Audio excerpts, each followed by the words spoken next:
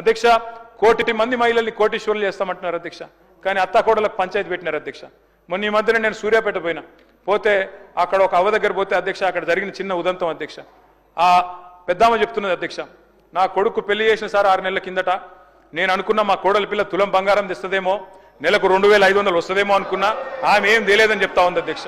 ఆ కోడలి పిల్ల బాగా గడుస్తుంది అధ్యక్ష. ఆమె కూడా అంటున్నది అధ్యక్ష, నేను కూడా చెప్పినాను సార్, నేను కూడా అనుకున్నా మా అత్తకు 4000 పెన్షన్ వస్తుందేమో అనుకున్నా, వస్తలేదు, మరి నేనేం చేయాలన్నది. అత్తకి ఇస్తా అన్నారు, మామకి ఇస్తా అన్నారు, 4000 పెన్షన్ అన్నారు, వస్తలేదని చెప్పి అత్తా కోడళ్ళ పంచాయతీలు పెడతా ఉన్నారు సార్. అధ్యక్ష అప్పట్లో నేను చిన్నగా ఉన్నప్పుడు ఊర్లలో పేరు రాసేది అధ్యక్ష, గోడల మీద రాసేది ఓ స్త్రీ రేపురా అని. ఇలా వీళ్ళ పరిపాలన అట్లే ఉంది అధ్యక్ష. ఏది అడిగినా ఓ స్త్రీ రేపురా. మహిళల్ని కోటీశ్వరులు చేస్తారట, 1 కోటి మందిని.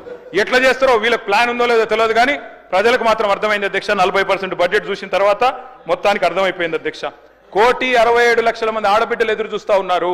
ఖచ్చితంగా నెలకు 2,500 ఇవ్వాలని 18 ఏళ్లు నిండిన ఆడబిడ్డలు, వారి కోసం ఒక 10,000 కోట్లు అంచనాలు సవరించి కేటాయించాలని చెప్పి నేను కోరుతా ఉన్నా అధ్యక్ష. బంగారం అన్నారు, మరి లంక బిందెలు దొరికినాక ఇస్తారా, ఎప్పుడు ఇస్తారా చూడాలి అధ్యక్ష, చూద్దాం అధ్యక్ష.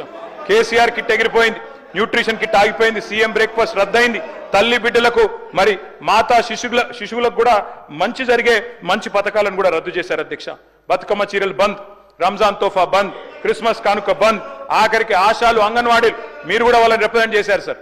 18,000 జీతం ఇస్తామని మేనిఫెస్టో చైర్మన్ గారు పెట్టారు, వాళ్ళకు కూడా ఇవ్వలేదు అధ్యక్ష. వాళ్ళకు ఒక 500 కోట్లు కేటాయించండి.